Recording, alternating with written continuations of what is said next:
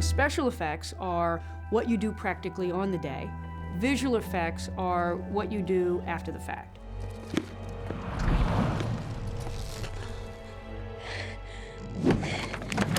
We all try to do things practically, and you start to realize it's impossible. For instance, she's going to be moving her hands and the books are going to move, so we had like 5 people up above the set with literally fishing poles. And essentially they're just going up and down and they look like they're on a string. So you do it and then you end up shooting a plate, and then at the end of the day you put in the visual effect, and it's beautiful because you can choreograph it. You can have the books go forward, backwards, up, down, any space you want. They can fly, they can hit this side of the table. If you were to do it practically, you simply couldn't unless you were probably going to shoot it in stages.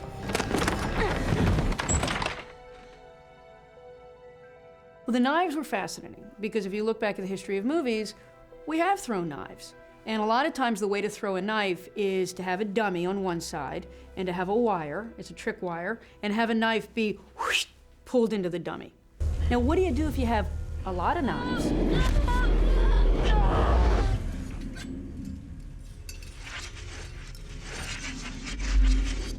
I wanted something where you have all the knives and the scissors on a sewing table.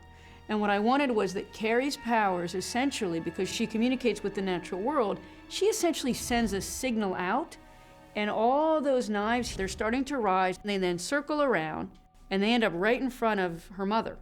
They terrify her mother, and then she throws them into her mother.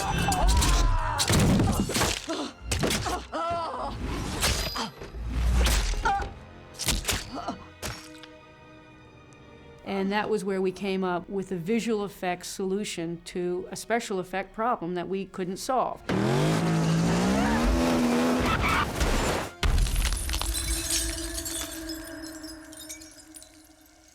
If Carrie's going to go up against Chris, ultimately Chris has to destroy herself, and she has to destroy her beauty and her vanity. So I thought, well, if she goes through that windshield and we shatter that beautiful face, that'd be great. We ended up doing that all CG. The A side of Chris flying forward is actually a digi-double. It's something that we designed in post. She moves forward, her face hits the glass flies. It was the only way you could control the glass. The B side, when you cut to her and Carrie's looking at her, that's actually the actress. And we had to then put glass into her face and create a meld around her so that actually it looked like she had gone through the glass and that she was dying before your eyes. Come on. Are you seeing this? The wave of anger that comes out of her, that was a very complex process because we had to have things in the space moving.